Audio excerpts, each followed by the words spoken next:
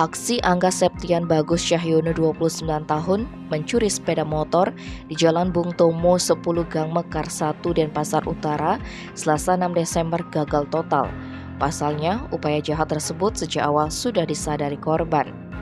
Apes, maling itu malah berakhir di balik jeruji besi. Menurut Kasihumas Polresta Denpasar Ibtu Ketut Sukadi, peristiwa itu diketahui bermula ketika korban, Kade Anom Aryawan 25 tahun, yang mengendarai mobil tiba di rumah atau TKP, usai membeli makan sekitar pukul 3:15. Saat itu tampak pelaku masuk ke halaman kos tetangga.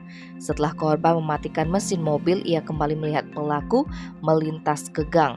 Gerak-gerik pelaku membuat korban curiga sehingga Anom sengaja sembunyi di samping mobilnya untuk memantau pelaku. Ternyata garong tersebut mendekati sepeda motor Honda Vario yang parkir di depan rumah korban.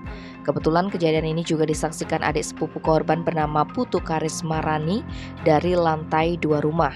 Anom langsung memberi kode sepupunya itu agar diam dengan menunjukkan telunjuk di bibir sambil berusaha menelpon anggota Buser Polsek Denpasar Utara. Setelah berhasil menghubungi aparat, korban kembali menonton aksi pria asal Malang, Jawa Timur tersebut yang kini tampak memasukkan kunci yang sudah dibawa. Kemudian pelaku mencoba menghidupkan kendaraan itu dengan starter tangan, tapi tidak bisa. Selanjutnya maling itu mendorong sepeda motor buruannya sejauh 4 meter dari TKP dan coba menghidupkannya lagi menggunakan starter kaki. Momen tersebut dimanfaatkan Anom untuk mendekat saat bersamaan anggota Polsek Denpasar Utara pun tiba. Tanpa buang waktu, aparat bersama korban langsung meringkus pelaku. Dari hasil interogasi, Angga mengakui mengambil motor korban yang terparkir di pinggir jalan.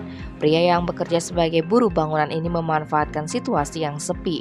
Atas perbuatannya, pria yang tinggal di Banjarbasang Tambiang, Kapal Mengui itu terancam pidana penjara paling lama 5 tahun.